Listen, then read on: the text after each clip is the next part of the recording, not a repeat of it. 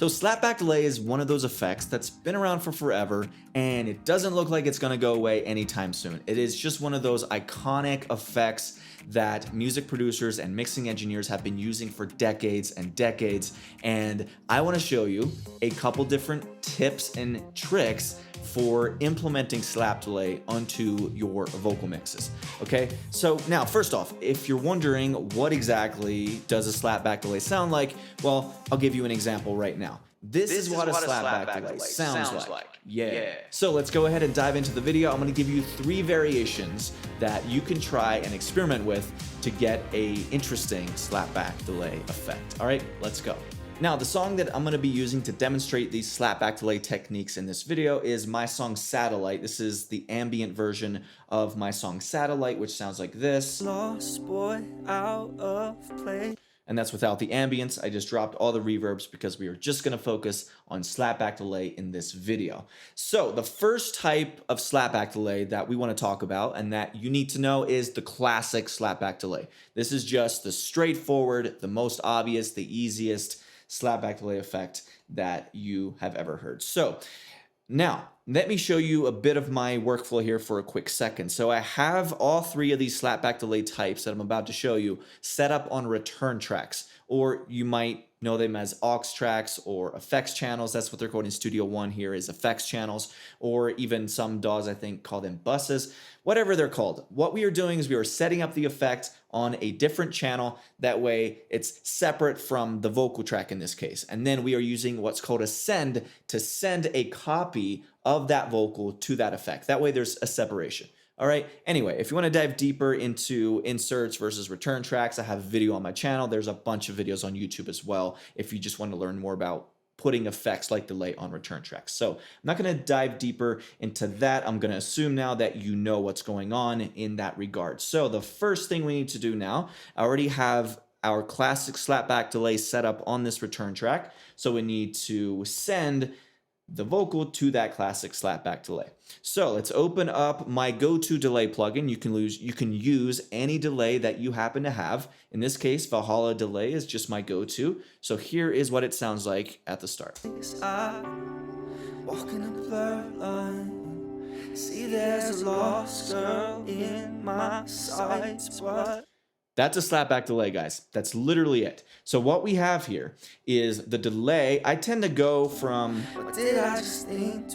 maybe 50 to 75 at the fastest, all the way up to like 150, even close to 200, depending on the song. But most of the time for a slapback delay, I think the sweet spot is around 100, 120 milliseconds on the delay time.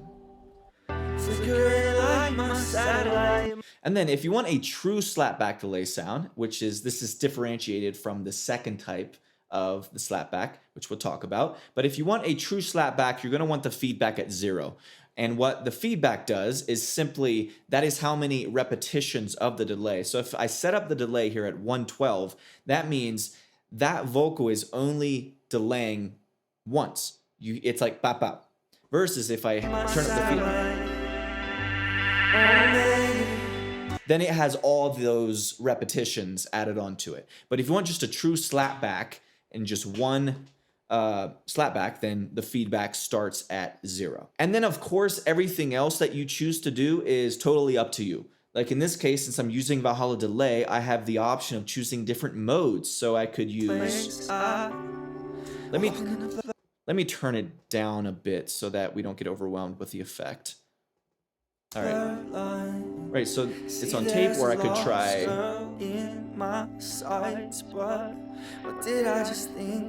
So just by changing the mode here in Valhalla delay, I got a very different sound, a much more warmer sound. And so I could go again for like a clarity or lo-fi, which I like to use. Because the tape mode does sometimes come through a little bit harsh. And so sometimes I'll mess around with the mode to get a different. I really like the way this was it. Which one was it? This one? Walking a blurred line. Just has that warmth to it, right? It's really cool. So, and then beyond that, you could add some drive. See, there's a lost girl in my sights, but adjust the EQ, get rid of a bunch of the low frequencies as well as the highs. What did I just think twice? Yeah. Now, one important distinction that I want to make here is the difference between a mono slapback delay and a stereo slapback delay. So I'm going to keep both the mono and the stereo within this classic slapback delay because it's a very simple switch and difference between the two. So the way we have it set up now, this is mostly a mono sound. But if we wanted to create a more stereo spread on the slapback delay effect, what we need to do is to change the style to a dual style, which I did right here. So now we have a delay left and a delay right. A lot of delay plugins allow you to do this, to change the settings between the left and the right side of that delay effect. And so all you would need to do is offset them. So I might have the left at around 88 or something, and then have the right closer to like 130. That way it's different, and then you'll get the effect. You hear that? Let me turn that up a little bit. Oh, maybe she's a thorn in my side, my kryptonite, my kryptonite. I don't know how I'll fight this, cause I'm usually all in, but so indecisive. I'm lost, boy. So yeah, there you go. That is the stereo, and then when I switch out of place, I walk in a blurred line. See, there's a lost girl. Now, in isolation here, because the instrumental track that is accompanying this vocal, the stereo to me does sound better just because it fills out the space more. However, it is, in a lot of cases, I do prefer the mono slapback delay, especially if it's a dense mix or it's a full rock song, because often there's so much going on already in the stereo field. You've got guitars on the left, guitars on the right, everything's rocking. So often in those cases, it can sound better to have that slapback delay be to create that tunnel effect, to be very mono. But this is just one of those things you can play around with, flip between mono and stereo, and then at the end of the day, make the final decision simply based on your own feeling. What feels best to you in the moment, and then roll with that. Okay, so there we go. That is the first type of slapback delay that I want you to know, to understand, and to master. It is the classic slapback delay. Now, slapback delay type number 2 I want to share with you today is the springing slapback delay. So I think a great artist that does this so well is Lord Huron. Is Lord Huron an artist or a band? I'm embarrassed that I don't know that. I think it's just mostly a solo artist, right? Let me know in the comments. I should know that. It's really bad that I don't. But anyway, Lord Huron, you hear this a lot, I think, especially with his or their stuff, is that springing type of effect. So it's not just one slapback. It's often you create that, that like boing, you know, that type of thing. And all you do is you can use the exact same settings we've been using before, and you want to turn up the feedback. Now, let me turn off the classic slapback delay on the send. We'll come over here, and we'll now send the lead vocal to the springing slapback delay. And I just copied over where we left off on the classic. I copied that over to this return track, which is called the springing slapback return track here. And now, when we turn up this feedback, you're going to get that springing type of sound. What did I just think twice? Yeah. Right? Flickering like my satellite, my satellite. Oh, maybe she's a thorn in my side, my kryptonite, my kryptonite. I don't know how to fight this, cause I'm usually all in, but so indecisive. And then just like with the classic slapback, we could experiment between mono and stereo. So now it's more mono. Let's see what happens if we make this stereo. I'm lost, boy, out of place. See the springing, like bang, it's really cool. Walking a blurred line. See, there's a lost girl in my sights, but what did I just think twice? Yeah. Flickering like my satellite, my satellite. Oh, maybe she's a thorn in my side, my kryptonite. So there you go. Don't need to spend more time on that. That is the springing slapback delay. Now, before we get to the final slapback delay, I want to give you a quick gift, and it is my list of the 12 plugins I use on every song. And especially with Black Friday just around the corner, if you want to have a better understanding, because I know there's so many plugins out there, you're gonna get so many offers around Black Friday. So I know as much as anybody how confusing and sometimes even overwhelming it is to try to figure out which plugins do I need and which ones do I not need, which plugins are gonna get me the effects and the sounds that I'm looking for, and which ones aren't. Well, this free guide is going to help you tremendously if you just want a bit of clarity, a bit of basic understanding of, look, you don't need all the plugins, but here is the list of the 12 plugins I use on virtually every song. And by every song, I mean like 98% of songs. So I will leave a link in the description below. Be sure to check that out if you want some clarity this Black Friday season so that you don't get completely overwhelmed with all the offers that are out there. Okay, so finally, number 3, this one's really fun. The number 3 slapback delay that I want to share with you today is what I'm going to call the stupid slapback delay. The reason I'm calling this the stupid slapback delay is because it's literally that. It's just stupid. So you might start with the same plugin or the same type of settings that we've already talked about. So let's come back to here to this vocal. We'll send it now to the stupid slapback return track. So now we're sending the vocal to this return track, and I copied over where we left off. So this might be where we're starting from. I don't know how to fight this. Now, from here, you can be stupid. You can go crazy, and you can add so many things. You could even start inside of the plugin itself with some modulation, perhaps. So what happens if we do this? So that's adding fluttery, like chorusy, phasey type of effect to it. And then you could add some diffusion, which is essentially just a reverb sound inside of this delay plugin.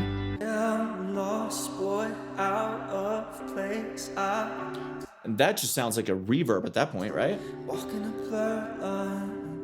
See, there's a lost girl in my sights, but... So we'll turn the reverb off for now. Now, since we have this effect, this delay on a return track, we can add other things to this slapback delay effect in isolation, right? Because we have separated the vocal from this slapback delay effect. And on this return track, after the slapback delay, you could add any plugin you like. You could even go for, actually here, let's try this. You could add an auto tune if you wanted to. Let's see what that sounds like. So if we add an auto tune, now first off, we're gonna have to put this before the delay because otherwise it's not gonna know what the hell is going on with the delay. But if we come in here, see, there's a lost wait, where are we at here? I think it's G. Yeah. What did I just think twice?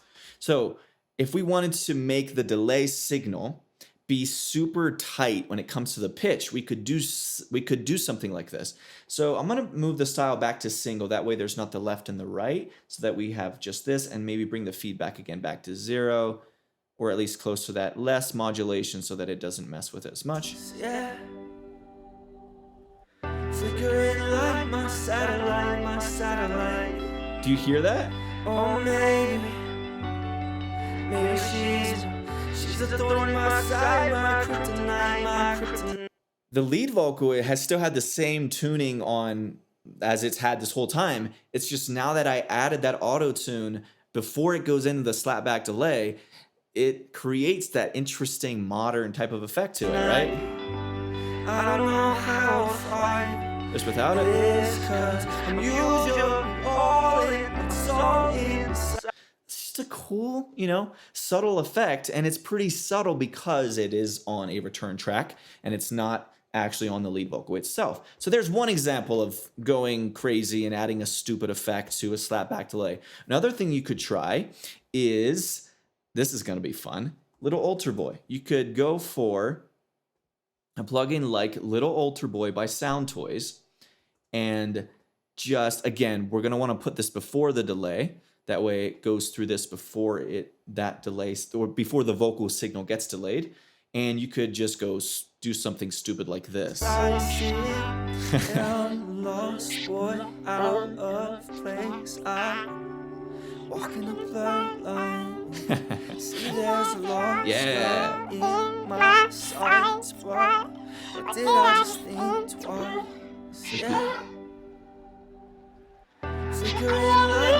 satellite, my satellite. Oh, maybe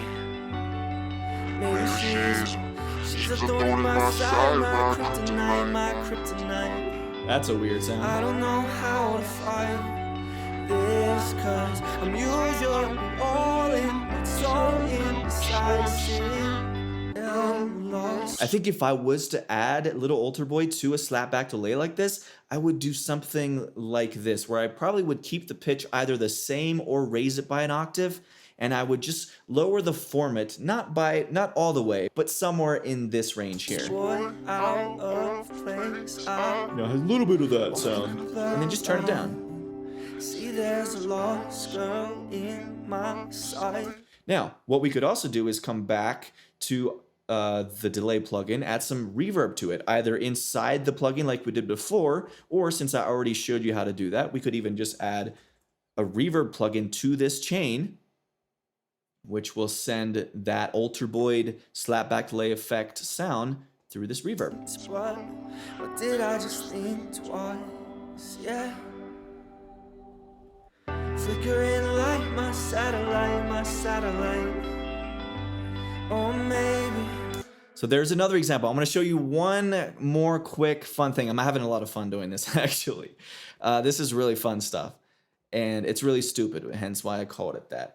One more thing that I want to try is a phaser. I want to see what it sounds like. What are some crazy sounds that we can get if we throw a phaser on here? See, there's a lost girl in my sights, but what did I just think twice? Yeah. Flickering like my satellite, my satellite. Oh, maybe she's a thorn in my side, my kryptonite, my kryptonite. I don't know how to fight this, cause I'm usually all in, but so indecisive. Now, again, something like that could probably use a bit of reverb, so we might want to add reverb after the phaser to wash it out even more. See, there's a lost girl in my sights, but what did I just think twice? Yeah. That's pretty crazy. I'm not a huge fan of that, at least not for this song. But again, this is all about experimentation. There's so much you can do from the starting point of a slapback delay. You can just go crazy, have fun, and just be stupid about it. So there you go. Those are 3 of my favorite slapback delay techniques for you to go try out for yourself. Now, if you want to dive deeper into my favorite plugins that I use on every song, I have a free guide. It's called the 12 plugins I use on every song. I will leave a link in the description below, so be sure to check it out, especially with Black Friday right around the corner, at least as of releasing this video. If you just want some clarity on which plugins perhaps you might want and which ones you don't, this guide will really help you understand what certain plugins do. And again, these are just the plugins I use on every song. So be sure to check it out. If you're interested, I'll leave a link in the description below. Thank you so much for watching this video. I'll see you next time.